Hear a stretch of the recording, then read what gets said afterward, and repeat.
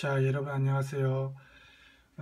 오늘은 독일 도시기행 두 번째 시간으로 함부르크와 브레멘을 하겠습니다.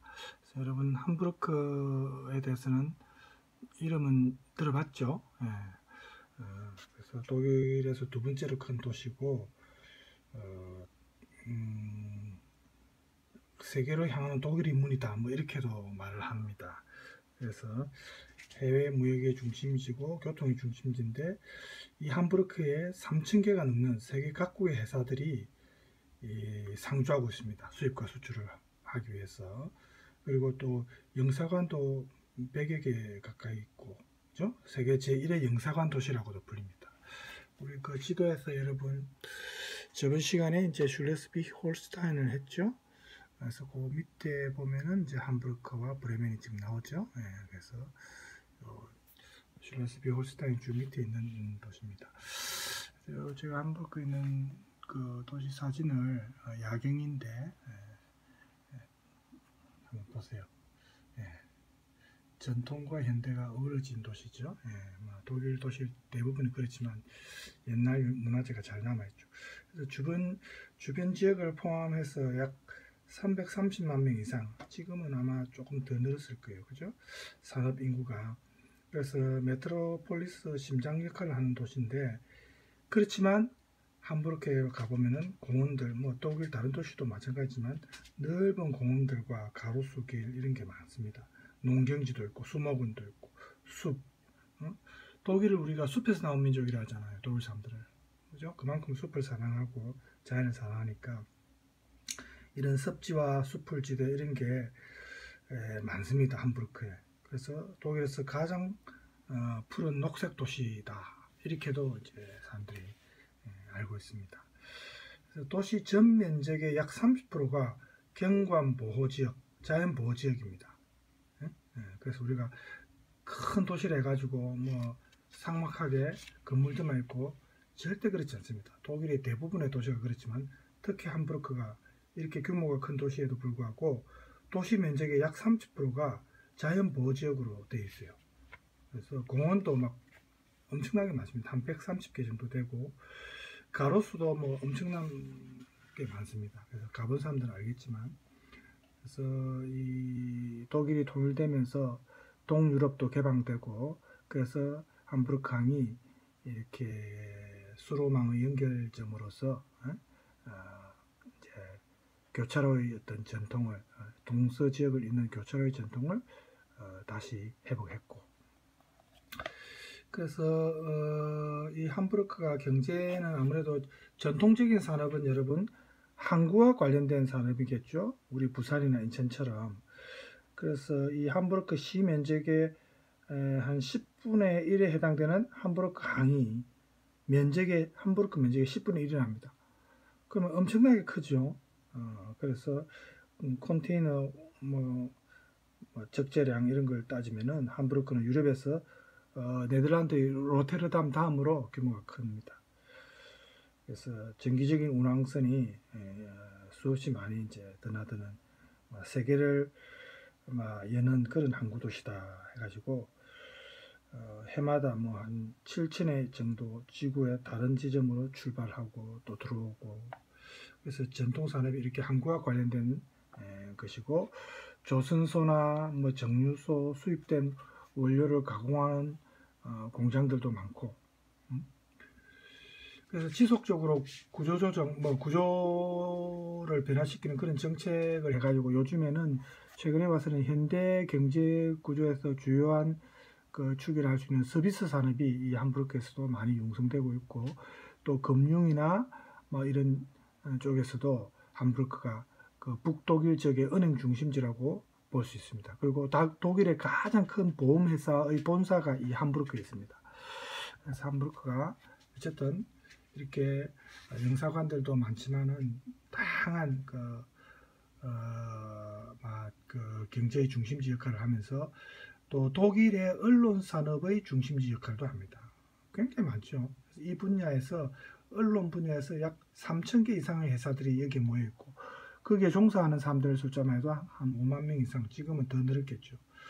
그래서 수많은 자유기고가들이 활동하는 그야말로 언론산업의 급성장한 그런 도시가 함부르크입니다. 그래서 미래지향적 그 분야인 항공우주산업이나 이런 쪽으로도 요즘에 또 집중을 하고 있습니다. 그래서 이렇게 규모가 큰 뭐 베를린 다음으로 독일의 두 번째 도시라면 막 꼽을 수 있을 정도로, 뭐 물론 바이에른 뮌헨도 있지만 그렇게 할 수 있고, 지금 잠깐만 이렇게 이제 내용만 보면 또 여러분 조금 지겨우니까 제가 함부르크 동영상 준비한 거 잠깐 볼까요? 네. 독일 최대의 항구 함부르크, 소위 독일제라고 부르는 대부분 상품이 이 항구를 통해서 세계 곳곳으로 나간다. 한국 상선 회사들도 이곳을 통해 유럽으로 많은 물건을 수출하고 있다.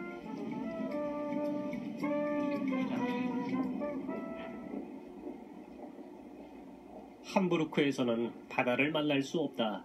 대신 북해로 흐르는 엘베강이 있다. 해설이 딱딱하네요. 항구를 둘러보기 위해 사람들을 따라 배에 올랐다. 뭐 했다 이런 식으로.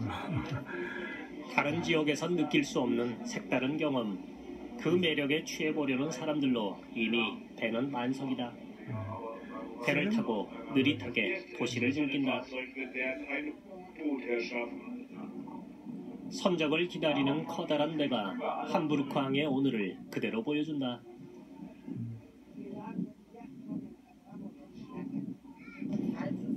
우리 돈으로 5,000원 정도면 하루 종일 이 배를 타고 도시 곳곳을 이동할 수 있으니 관광객뿐만 아니라 시민들도 많이 이용한다.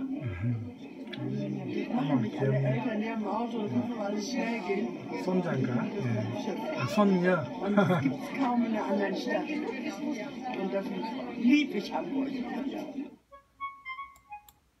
자, 요건 뭐 조금 짧은 영상이었고, 그 다음에 함부르크 시내 투어 한번 볼까요?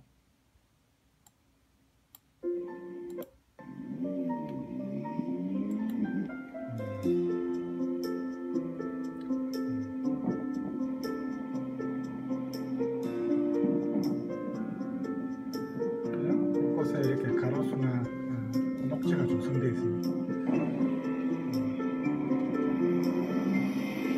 우리도 요즘에 뭐 도시 속에 가로수나 나무 많이 심죠. 사실은 우리가 환경이 정말 중요합니다. 건강하게 사는 게 중요하죠. 뭐 오래 산다고 중요합니까? 아프면서 오래 살면 더 괴롭죠. 그래서 지금 아마 겨울철 같아요. 그래서 나무들이 지금 앙상하네요. 바닷가 물이라서 좀 많이 파랗네, 그죠?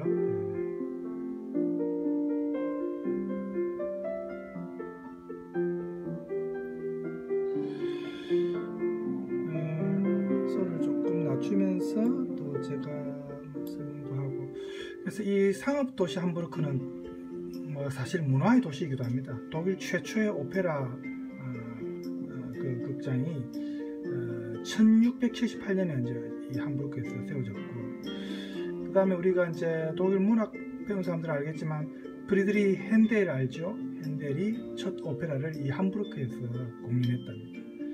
그리고 작곡가인 요한 브람스, 뭐 멘델스존 뭐 이런 사람들도 엘베강의 도시 함부르크에서 태어났고 고향이, 그죠? 그래서 아까 말했던 그 독일 계몽주의의 요람이었던 이 함부르크에서 독일 국립극장이 최초로 설립되었는데, 이때 고트프리히트 에프라임 레싱과 깊은 관계였습니다. 여러분 독일 문학 배운 사람들 알겠지만 레싱은 뭐를 의미합니까? 함부르크 희곡문, 독일어로 함부르기슈 드라마투르기 이렇게 발음하죠. 함부르크 희곡문 레싱, 그죠? 그래서 여기 이 함부르크가 특히 셰익스피어 작품을 공연한 것으로 유명합니다. 민나폰 그 뭡니까? 작품 제목이 민나폰 바른 하임입니까? 레싱의 이 작품하고 또 프리드리히 슐러의 돈 카를로스 이런 것도 최초로 공연된 곳이 함부르크고, 또 문학작가로서 클롭슈토크 좀 일찍 죽었죠. 그래서 이 사람이나 또 여자 유명한 작가 클라우디우스 이런 사람들도 전부 함부르크에서 많이 활동을 했고, 함부르크가 어쨌든 경제의 도시이기도 하지만 또 이렇게 유명한 예술가들도 많이 활동했던 그런 곳이 함부르크입니다. 시내 풍경인데 전체적으로 보면 깨끗하죠. 독일 곳을 가도 깨끗해요. 사람들이 굉장히 질서나 이런 어떤 청결, 주변 환경 이런 걸 굉장히 중요시한다는 것을 우리가 이런 도시를 여행하면서 느낄 수 있습니다. 요즘에는 또 모르겠어요. 코로나 이후로 지금 또 상황이 어떤지. 코로나 때문에 너무 많이 그죠, 전세가 변화됐고 생활 자체가 달라졌으니까 코로나 이전과 그 이유가 너무 달라져서 지금 또 모르겠습니다.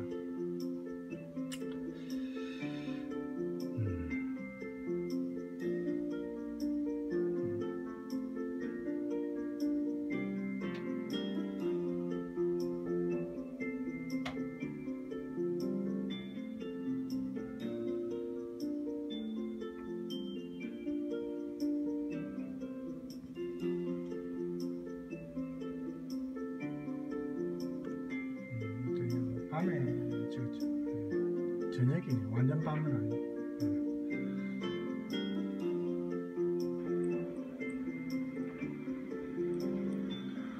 우리가 먹는 햄버거 그 명칭이 이 함부르크라는 도시 이름에서 왔잖아요. 그건 알죠? 햄버거.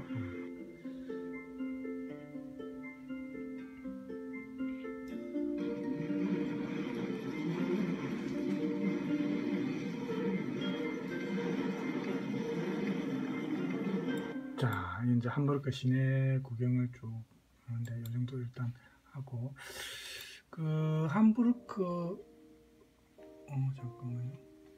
어떻게 됐지? 아니가 지금 잠깐 켜졌네요, 소리가. 그래서 함부르크 이제 아까 제가 이 사진을 보여줬지만 독일 16개 주 가운데서 두 번째로 주 크기만 보면 작은 주입니다. 인구 밀도가 좀 높아서 그렇지. 그래서 베를린에 의해서 인구가 제일 많죠. 인구 밀도가 높은 겁니다. 그죠? 그래서 유럽에서 가장 분비는 항구 중에 이제 로테르담 다음으로 규모가 크다는 걸 알 수 있습니다. 자연 환경 관련해서 조금 여기 보면은 함부르크는 그 엘베강 하류 북쪽 끝에 있는데, 함부르크의 중심부가 중세의 거주지인 알트슈타트, 독일어로 여러분 알트하면 영어의 올드 아닙니까?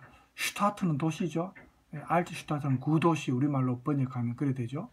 그래서 이 중세의 거주지인 알트슈타트가 함부르크 중심부입니다. 그러니까 옛날 성이라든지 이런 요새 이런 게 많이 남아 있어요. 그죠? 그래서 현대와 어떤 고대가 이제 같이 섞여 있는 옛것과 현재까지 섞여 있는 그런 도시가 이제 함부르크라고 우리가 생각할 수 있습니다.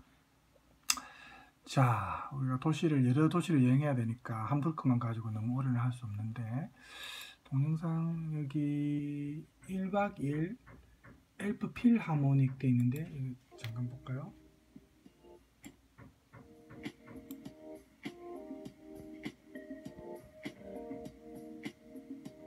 이제 개인이 이제 놀러 갔습니다. 함부르크에서 조금 겨울에 간 것 같아요. 아마 추웠는가 봐요. 이 사람은요, 개인은 넘어가고.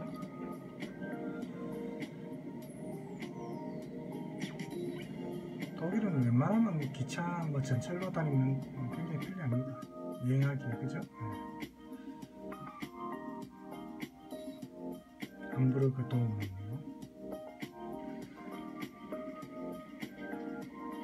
자, 밥 먹으러 간다는데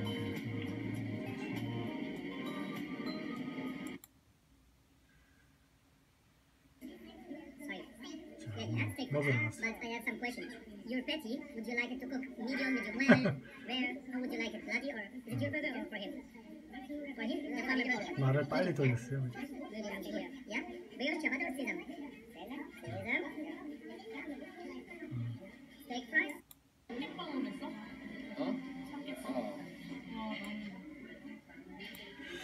독일 음식이 사실은 예전에는 단순했습니다.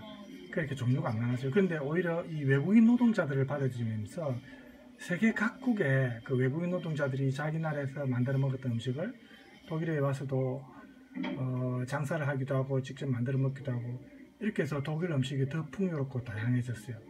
터키 음식 같은 경우는 이제 터키인들이 노동자들이 많이 오면서 또 퍼져나가고 그죠? 그래서 외국인 노동자들로 인해서 좀 더 음식이 풍요로워지고 다양해졌다는 거.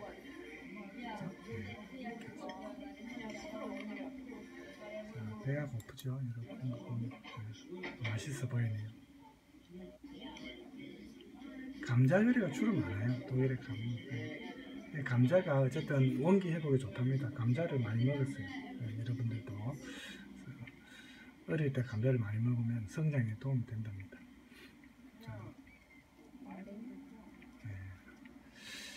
자, 시간 관계상 우리가 수업 시간이 있으니까 너무 오래 이렇게 또 보기는 곤란한 것 같고 이제 브레멘으로 넘어가야 될 것 같습니다. 그래서 독일 소도시 중에 이제 브레멘도 우리가 브레멘 음악대라는 그 여러분 알죠? 많이 동화와 관련된 그런 어떤 곳이 브레멘입니다. 여기 지금 나와 있죠. 그래서 북유럽의 이제 동화로 알려진 도시고 그 산마리노 다음으로 세계에서 가장 오래된 도시 공화국이 이제 브레멘입니다. 이제 한자 도시라고도 하죠. 그래서 원래는 이제 두 개의 도시인 브레멘하고 그다음에 베즈강 아래쪽에 있는 브레머하펜, 하펜하면 독일어 한국 아닙니까? 하펜, 그죠? 이 두 도시로 구성되어 있는데 두 도시 사이의 영토가 니더작센주에 속합니다. 우리 요 지도에서 보면 여기 니더작센주 있죠? 예, 여기에 속하고 그래서 함부르크 다음에 큰 항구 도시이기도 합니다. 독일에서는. 그래서 브레멘하펜의 컨테이너 항은 유럽 최대의 컨테이너 물자 수송 항으로도 유명합니다. 그다음 역사적으로 볼 때 이 브레멘 같은 경우에 16세기에 이르기까지 북해와 발트의 해상 무역권을 장악했던 그 한자 동맹을 이끈 도시의 하나였습니다. 그래서 우리 브레멘시를 자치 특권을 상징하는 게 롤랑상이라고 있죠. 여러분 나중에 나오겠지만 1404년에 세워졌어요. 굉장히 오래됐죠. 카를 대제 때. 그래서 이 롤랑상 고딕식 입상인데 어쨌든 그 도시의 사법권과 자유시장권을 상징하는 그런 입상입니다. 롤랑상이 유명하고 어쨌든 이게 브레멘의 대표적 상징물입니다. 그래서 이제 1827년에 베즈강이 범람하면서 브레멘이 모래로 뒤덮이는 그런 좀 위기가 있었던 시기에 그 당시 시장이 베즈강 근처에 새 항구를 건설해서 그 항구가 이제 브레머하펜입니다. 독일어로 하펜 항구를 했죠. 그래서 이 브레머하펜이 주변 마을들과 함께 도시로 성장해서 이제 시로 나중에 성격이 되는 거죠. 브레멘 시로. 이제 브레멘과 관련된 동영상이 또 제가 준비한 게 있어요. 자, 조금 깁니다. 단어는 못 보고 시간 관계상.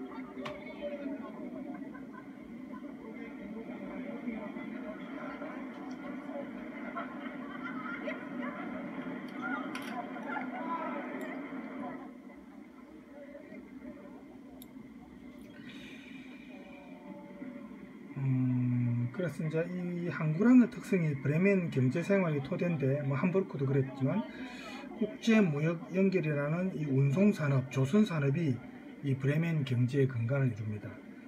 그래서 해마다 엄청난 자동차가 이 브레머하펜을 통해서 운송이 되고 있습니다. 그래서 브레멘에는 또 음식이나 기호식품, 음료수 산업 이런 게 발달했는데 뭐 우리가 자주 많이 애용하는 커피, 초콜릿, 밀가루 이런 우유 제품이나 양념, 생선식품, 뭐 맥주 다 유명하죠.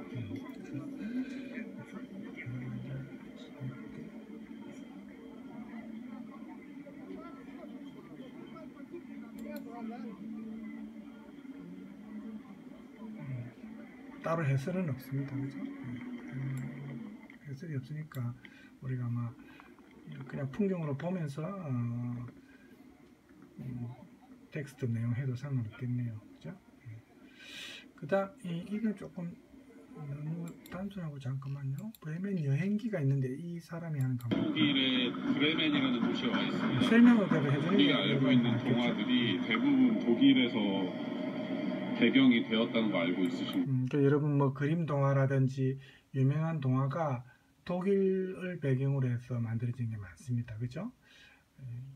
그래서 이제 이 브레멘이 거기에서 이제 동화와 관련해서 좀 중요한 역할을 하는데 이 사람은 또 얘기를 해주니까 이걸 한번 봅시다. 신데렐라, 뭐 빨간 모자, 개구리 왕자, 라푼젤, 헐리데이에서 영화가 됐죠. 라푼젤. 많은 동화들이 있는데 이게 전부 다 배경이 독일이에요. 여기 브레멘은 그 중에서 하나 유명한 브레멘 음악대라는 동화의 배경이 된 도시이고,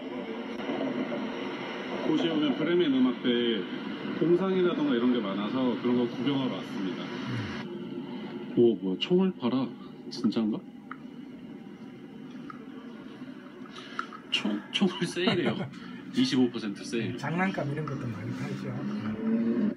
브레멘 음악대 동화 내용은 당나귀랑 강아지랑 고양이랑 닭이 늙어서 소용이 없어지니까 여러분도 알죠? 주인이 버리려고 해요. 혹시 모르는 사람도 있을 수 당나귀, 있으니까 강아지, 들어보세요. 고양이, 수탉이 브레멘이라는 도시에 가서 음악대 밴드를 결성하려고 하는 여행을 하는 도중에 도둑을 만나서 도둑을 물리치는 내용이에요. 그분은 애완동물들 노후관리 제대로 안 하면은 가출할 수 있다. 이건 개인적 생각이고. 헤르덴 투어라고 여기 돼지 키우는 거, 돼지? 맛있겠다. 삼겹살.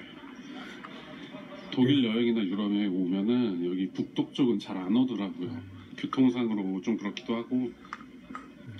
근데 여기 북독 쪽의 대표적인 도시가 함부르크랑 브레멘인데, 브레멘도 굉장히 매력적인 도시라는 걸 그냥 알려주고 싶었어요. 5년 전에 왔을 때 여기 굉장히 매력 있는 도시라는 걸 느꼈었거든요. 원래 나만 알려다가 내가 착하니까 알려주는 거야. 여기 시청사 옆에 오면은 자, 아까 브레멘 음악대 동상이 있는데 당나귀, 강아지, 고양이, 그 이야기 속에 나오는 이 순서대로 서 있어요. 그렇죠? 다 있죠? 네. 저 고양이가 아니라 족제비 같은데? 족제비 아니야? 지금도 밴드 음악 하면은 4명이잖아요. 드럼, 베이스, 기타, 보컬. 맨 밑에 발그락, 당나귀, 드럼, 강아지, 중저음, 몽, 베이스. 고양이가 저택 같은데? 집에 금박을 씌워놨어. 왼쪽에 있는 게 브레멘 시청사입니다. 오른쪽에 있는 게 교회고. 네, 시청사 교회. K-pop 커버 댄서. 여기서 K-pop 커버 댄서하는 독일 학생들을 보면 이런 것만 봐도 우리가 K-pop이 얼마나 그죠? 지금 멀리 퍼지는지 알 수가 있습니다. 여기 건물이 너무 아름다운 것 같아요. 특히 저 교회. 저 위에 있는 시계는 누가 배터리가 알아주나? 그런 걱정할 필요 없는데 그죠? 여기 시청사 바로 옆에 여기 동상이 하나 있는데 롤란트 동상이라고 해서 아까 제가 영웅? 말했죠? 이런 동상이에요. 브레멘을 상징하는 조금 지금 어두워서 밝게 안 보이는데 날씨가 흐려서 그런데 나도 우리 동네 내 동상 하나 세워줬으면 좋겠다. 나도 영웅놀이 할 수 있는. 자, 이렇게 인도 옆에 바로 트레인이 지나다녀가지고 조심해야 돼요. 이어폰 금지. 그렇죠. 독일에는 이렇게 여행할 때 조심해야 됩니다. 왜냐하면 길에 이렇게 전차들이 많이 다닙니다. 그러니까 앞을 안 보고 뭐 휴대폰만 보고 이어폰 끼고 이러면 안 되죠. 잘 보고 다녀야 돼요. 근데 확실히 다른 독일 도시들보다 느낌이 많이 다르네요. 브레멘은 부자 동네였다는 게 티가 나. 옛날 건축물들이 많이 남아있죠.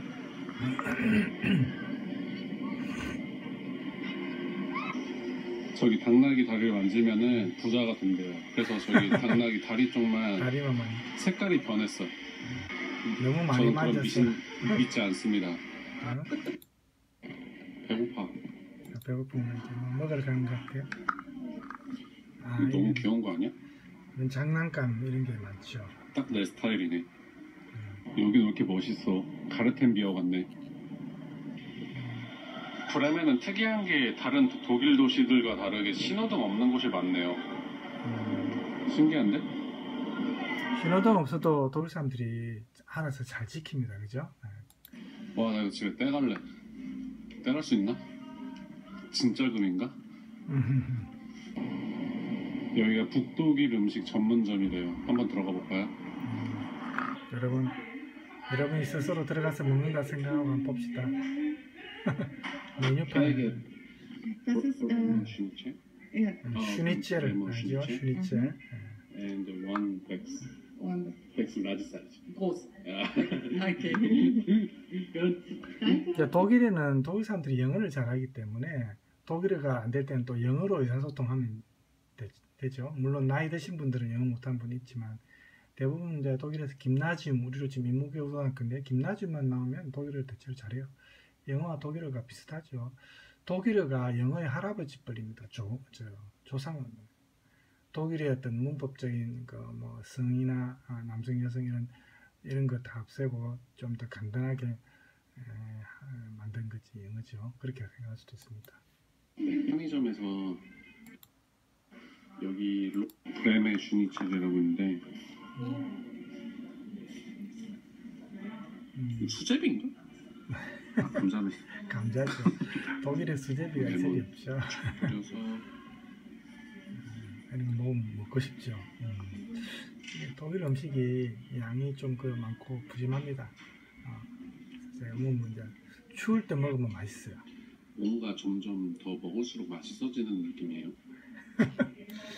사람들이 점점 나에게 빠져들듯이 경상도 김치밥 다른 것처럼 독일도 지역마다 같은 슈니첼 그렇죠. 슈니첼이 여기는 브레머 슈니첼, 그러니까 브레멘 맛만의 조금 그 특징이 있겠죠.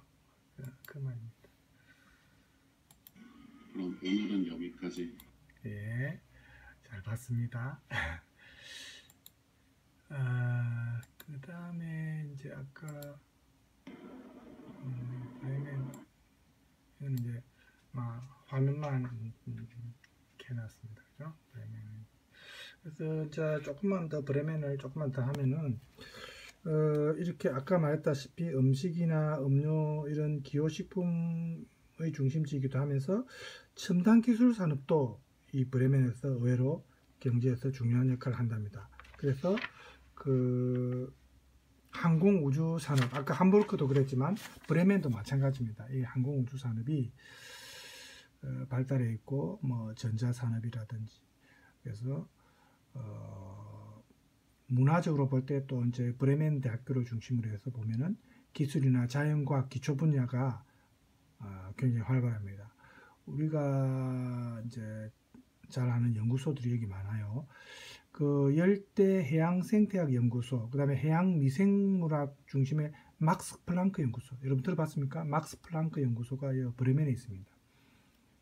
그 다음에 뭐 브레멘의 또 응용 빔 공학 연구소 뭐 이렇게 다양한 연구소가 있고 또 브레머하펜에는 독일 극지 연구의 중심지, 북극 남극 할 때 그 극지 연구 있죠. 네, 그 중심지가 여기 있고 그 다음에 중요한 그 브레멘이 자랑하는 행사는 해마다 2월 둘째 주에 금요일에 브레멘의 선박업자와 해운업자들로 이루어진 해상 공동체가 벌이는 저녁 식사가 있습니다. 독일어로 뭐 샤프 말자이트 이렇게 합니다.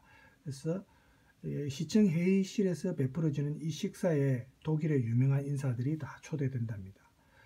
그리고 해마다 시민 목초지에서 독일어로 뷰거바이데, 뷰거 하면 시민이죠. 뷰거바이데, 시민 목초지에서 열리는 브레멘의 자유시장이 960년이나 전통이 있답니다. 오래됐습니다. 독일의 가장 큰 우리로 치면 설 대목장입니다. 그게 이제 이 브레멘의 이제 또 중요한 행사 중에 하나랍니다. 그래서 이 정도로 브레멘도 하면 될 것 같고 그 다음에 이제 니드작센주는 아까 우리 지도에서 자, 도시는 아니고, 그죠? 이제 주 이름인데, 함부르크 브레멘을 방금 했죠? 니더작센주. 이 작센주 자체는 넓습니다. 그죠? 굉장히 넓고, 인구 밀도가 그 대신 낮겠죠? 하노브라든지, 볼프스부르크라든지, 뭐 이런 도시들이 있습니다. 우리가 아는, 그죠? 예. 베제 강이 흐르고. 그래서 이제 이 니더작센주는 독일에서 바이에른 다음으로 큰 주입니다. 방금 지도에서 봤지만 굉장히 넓죠. 그래서 면적으로만 따지면 스위스보다 더 그 면적이 넓답니다. 그래서 이 땅이 넓으니까 지형도 다양하고 기후 조건도 좀 다양한데 그래서 이제 이곳이 많은 겨울 스포츠 지역으로 각광받는 그 하르츠 산맥이 이 니더작센주에 있습니다. 그래서 이제 이 독일어로 하이데 하면 황야죠. 넓은 황야지대와 독일에서 가장 기름진 땅인 힐데스하이머 평원이 여기 있습니다. 그죠? 그래서 이제 이곳이 우리 뭐 보통 베제강과 엘베강 그 사이에 있는 독일의 가장 큰 자연공원인 모레톱 바다라고 여기에 이제 니더작센주에 있어요. 그래서 이렇게 밀물과 썰물의 모래톱을 가진 저지대가 여기 있기 때문에 다양한 자연 환경을 가지고 있습니다. 굉장히 넓은 지역이고 독일에서 사용되는 천연가스의 약 5분의 1이 이 니더작센에서 나온답니다. 그래서 여기 어쨌든 천연자원이 독일이 그렇게 천연자원이 많은 나라는 아닌데 이 니더작센주에 이런 천연자원이 나오는 지역이 있기 때문에 그런 면에서 좀 중요하다고 볼 수 있죠. 그 다음에 이제 경제적으로는 이 주 전체의 3분의 2가 농경지이기 때문에 그죠? 음식 산업이 아무래도 다양하게 발달되어 있고 그 다음에 목초지가 많기 때문에 목축업이 또 유명합니다. 말 사육하는 것으로도 유명한 게 니더작센입니다. 그래서 이 니더작센주의 도시는 수도는 하노브입니다. 하노브 공대라고도 유명하죠. 여기 하노브 있죠. 잠깐만요. 그러면 하노브를 제가 조금 미리 오늘 하노브 한다고 생각 안 하고 안 찾았는데 시간이 지금 조금 하노브를 할 수도 있을 것 같네요. 잠깐만요. 하노브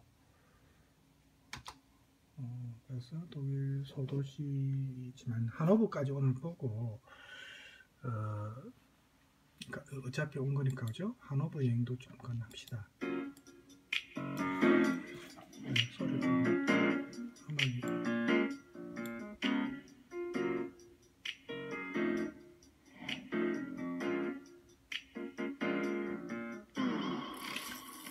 이 니더작센주 수도가 하노브인데 오늘의 여행지는 독일 북부 베저강과 또 동쪽으로는 엘베강, 서쪽으로는 엠스강 뭐 이렇게 해가지고 운하들이 많이 통과합니다. 하노브에. 자, 그래서 이제 하노브까지 오늘 조금 더 하고 마치겠습니다. 중간에 잠깐 끊겼죠? 에르스트 아우구스트 1세의 동상이 있어요.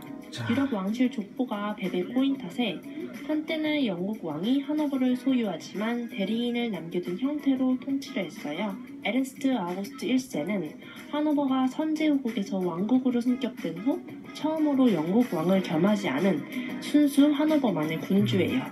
그 이유는 전에 한번 말씀드렸던 살리카법 때문에 여성이었던 영국의 빅토리아 여왕이 독일의 나라를 통치할 수 없었기 때문이죠.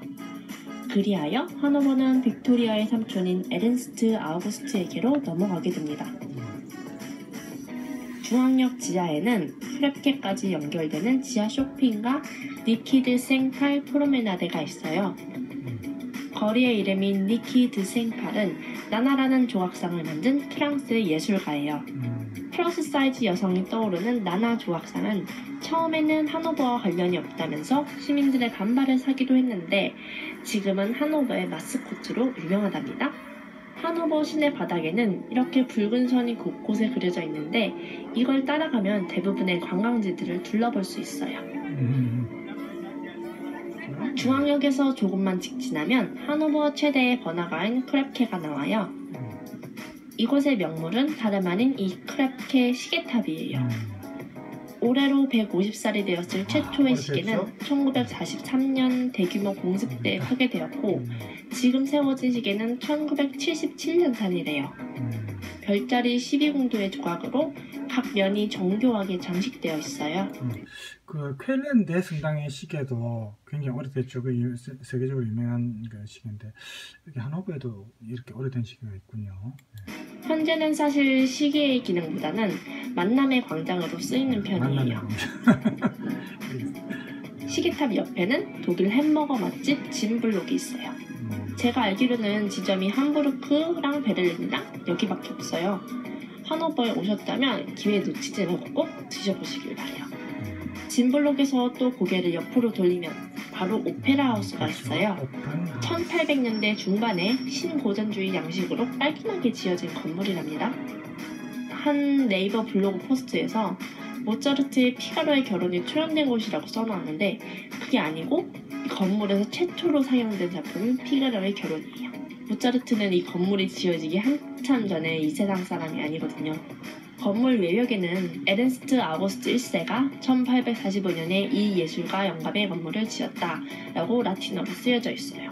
그 아래쪽에는 그 시대에 가장 사랑받던 예술가들의 석상이 들어서 있는데 셰익스피어와 독일의 계몽주의 작가 레싱, 그렇죠. 아까 제가 말했던 레싱, 어딜 가도 있는 독일의 아들 슐러와 게테, 모차르트와 베토벤, 독일의 작곡가 베버와 스페인의 극작가 칼데론.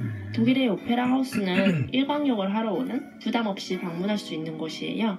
예술의 전당이 서울 끝 산 밑의 자리에서 거리감이 있는 것과는 좀 대두된다는 생각이 들기도 했어요. 그리고 다시 그 바로 옆에는 홀로코스트 추모비가 있었어요. 그래서 독일에 보면은 이렇게 과거의 역사를 기억하기 위한 추모 시설들이 많습니다. 그래서 일본과 비교하면 일본은 이런 시설 전혀 없죠. 오히려 감축이 급급하고 오히려 전범들한테 이제 그 뭡니까 또 갑자기 뭐 독일 신사인가 뭐 하여튼 뭐 해마다 독일 정치인들이 그 가서 뭐 인사하는 그런 곳이 있죠.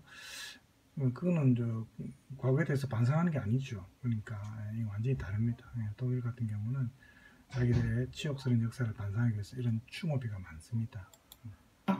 이곳의 추모비는 조형적으로도 너무 멋져서 더 기억에 남아요. 대도시마다 무투 시내 한가운데에 이렇게 사제의 표시를 남기는 게 쉽지는 않을 텐데 그렇죠. 참 대단한 것 같아요. 얼마 전에 그 우리 위안부 저 소녀상 그게 베를린입니까? 어디 거기에다가 일본이 로비를 해가지고 일본 정부 뭐 그 압박 때문에 철거 안 됐다가 지금 유보돼 있죠. 다시 독일 시민들이 철거해서는 안 된다 이렇게 일어나서 유보됐는데 아마 독일이 뭐 우리 역사에 대해서 좀 자세히 알면은 철거할 리가 없는데 다른 나라의 역사니까 잘 모르는 것 같아요. 그죠? 또 그 옆에는 하노버 출신 유명인들의 동상도 있어요. 작곡가 하인리히 마슈나, 교육자인 칼 카마슈, 외과 의사인 루이즈 슈토마이어. 그렇지만 우리가 정말로 주목해야 할 분은 길 건너에 계시더라고요. 바로 미적분과 이분법의 창시자 라이브니츠입니다. 그렇죠. 그러니까 이게 하노버 공대가 유명한 게 이런 그 수학 이쪽으로 유명한 사람들이 여기에 많은데 라이브니츠 그죠? 이런 사람들도 라이브니츠의 천재스러움에 감탄 한번 하고 다시 길을 갑니다. 빨간 선을 따라가다 보면 성 에기디엔 교회가 나와요. 하노버에서 또 하나의 의미 깊은 곳이에요. 전쟁으로 폭격된 후에 재건되지 않고 그 상태 그대로 하나의 전시물로서 전쟁의 비극과 위험성을 알리는 역할을 하고 있어요. 1160년에 있던 바실리카부터 차곡차곡 시간을 거치며 지어졌는데 전쟁은 그걸 한순간에 날려버렸다니까 너무 허무한 느낌이 들더라고요. 그래서 우리도 그렇지만 하여튼 전쟁 때문에 이런 문화시설들이 많이 파괴되죠. 그래서 우리 같은 경우는 전쟁도 그렇고 또 역사적으로 일제 때 일본인들이 많이 우리 문화재를 도굴해서 또 훔쳐가고 지금 안 돌려주잖아요. 프랑스도 좀 그런 게 있죠. 이런 게 참 우리 문화재를 다시 돌려받아야 되는데 좀 문제가 많습니다, 사실은. 독일어로 토텐, 그죠? 죽은 자들.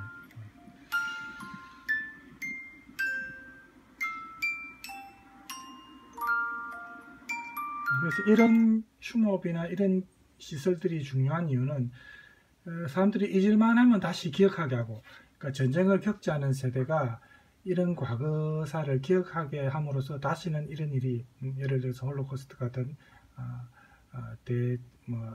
학살입니까? 이런 일이 일어나서는 안 되겠다는 걸 계속 주지시켜 주는 거죠. 그죠? 그래서 이런 과거를 되풀이하지 않겠다는, 그래서 아주 중요한 시설물이라고 볼 수 있죠. 예.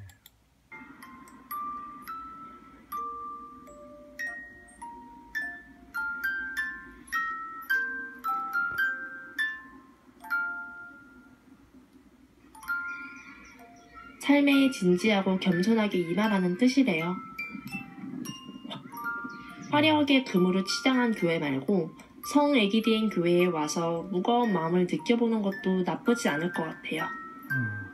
조금 더 구시가지 쪽으로 가면 이렇게 갈색의 구시청사 건물이 보여요.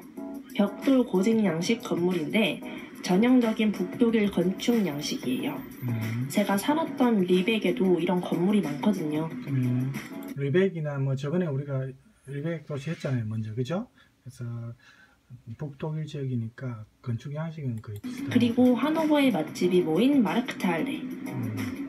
원래 마크트 하면 이제 영어 단어 비슷하죠. 마켓 할 때 시장이란 말이고, 할레는 뭐 홀이나 큰 건물 안 내부를 말하는데, 이 고유명사입니다, 여기서는. 프랑크푸르트의 클라인마르크트할레가 조금 더 식료품에 치중되어 있다면 여기는 거의 대부분이 식당 아니면 바더라고요. 비스킷류의 과자로 유명한 바알렌의 할인점도 있어요. 위층에서 내려다보는 모습은 이렇습니다. 자, 잠깐만요. 화면을 저는 제가 1년 넘게 너무 그리워했던 부어스트 바자의 가튼인 보어체는 하나 주문해서 밖으로 나왔어요. 바삭하고 촉촉한 보어체는 돼지고기 같은 한 조각, 양배추 샐러드, 그리고 허니 머스터드 소스. 너무 완벽. 진짜 정말 완벽했어요. 일단 이렇게 간단히 배를 채우고 다시 출발합니다. 목적지는 독일에서 가장 아름다운 하노버 시청사. 하노버 시청사.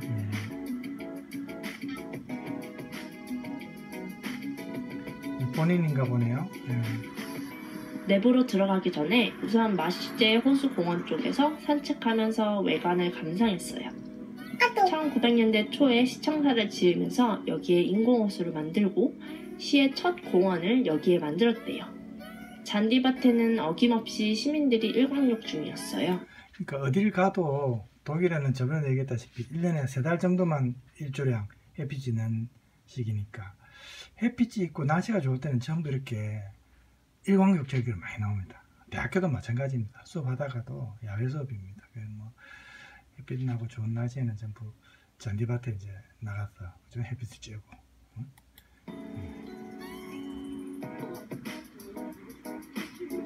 우리는 햇빛을 피하려 하잖아요. 금괴 탄다고. 들판에 이렇게 파란 꽃이 피면 봄이 왔다는 표시예요.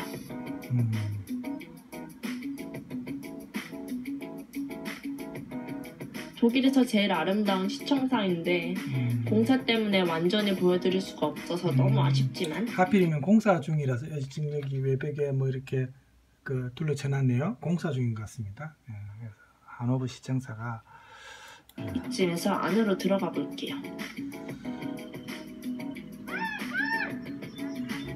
올이네, 그죠?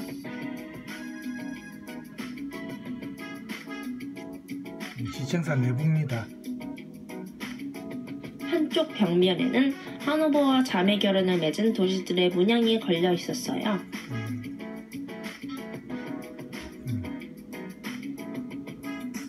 이곳에서 주목해야 할 것은 이 하노버 도심 미니어처 전시예요.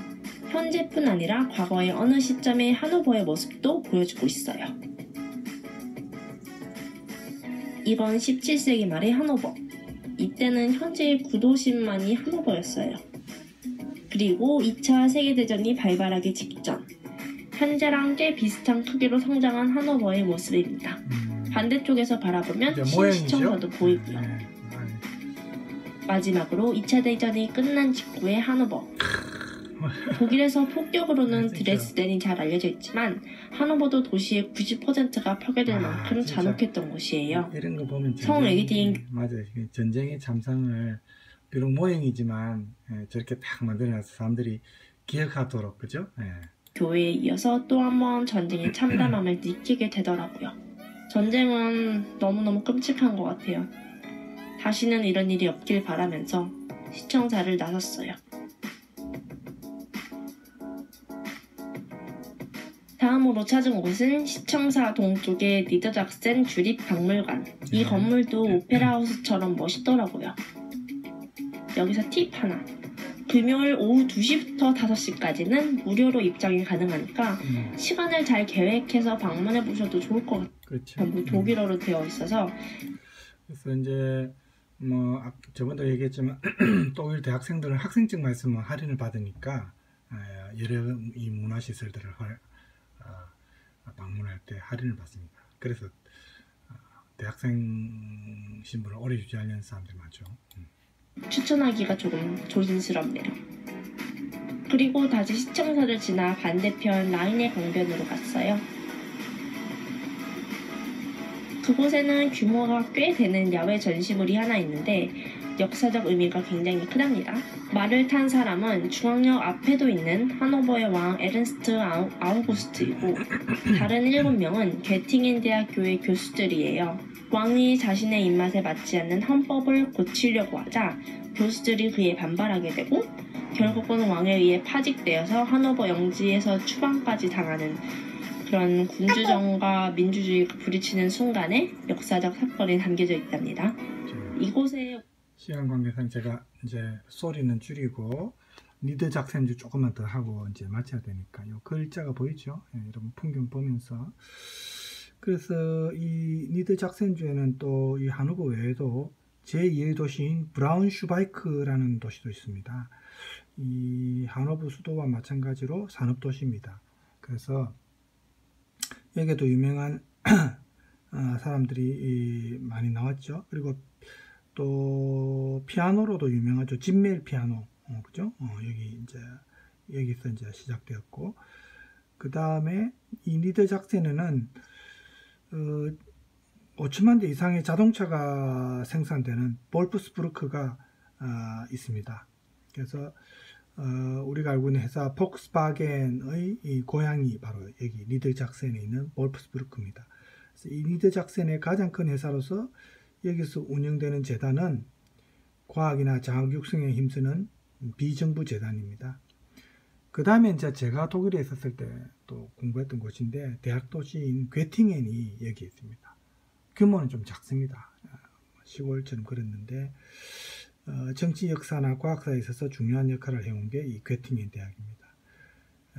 이제 우리 아까 동화와 관련해서 그림 형제 있죠? 1837년에 그림 형제를 포함해 가지고 괴팅엔의 7인, 유명한 7인 해 가지고 이 알려진 교수단이 아까 말했다시피 이 주의 헌법을 무효화하려는 군주의 결정에 대해서 항의했죠. 자유주의 정신에 입각해서.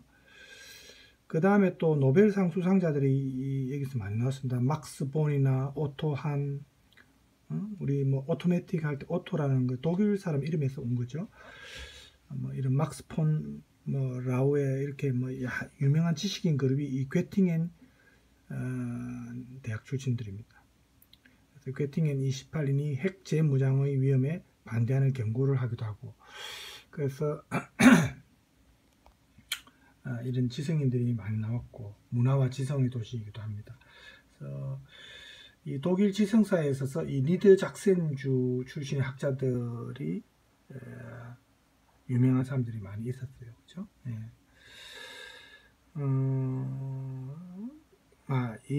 이 정도로 했으면 좋습니다. 그래서 아까 그림 형제가 이제 교팅겐 대학에서 그 1838년에 시작했던 그 독일어의 종합사전, 독일어 사전, 독일어로 도이체스 베르트부흐, 여러분 베르트부흐라는 단어 알죠? 사전이라는 단어죠. 독일어 사전의 마지막 권이 완성된 때가 이제 여기서 만들어졌습니다. 독일어 사전이. 예, 그래서 지금 오늘은 우리가 니더작센주와 그 다음에 이제 그 함부르크, 브레멘 도시에 대해서 지금 했습니다. 그죠? 니더작센에서는 이제 하노버. 네, 이렇게 하고 오늘 마치겠습니다. 바로 발호프플라츠, 하노버의 공작이었던 게오르그 빌헬름이 공놀이장과 연회장으로 지은 장소래요. 지금은 연극 극장 앞마당이면서 바와 카페가 자리한 광장으로 시민들의 쉼터로 이용되고 있어요. 14세기에 최초로 지어졌던 크로이츠 교회까지 체크하고 나서 발호프플라츠에서 맛있는 맥주 한잔 하시면서 여유롭게 하노버 투어를 마무리해보길 추천드릴게요. 자, 오늘 막 이렇게 하노버 여행까지 하고 이제 깨끗하게 마치겠습니다. 다음 수업에는 이제 또 오늘 도시 여행했으니까 다른 테마로 제가 또 여러분과 만나겠습니다.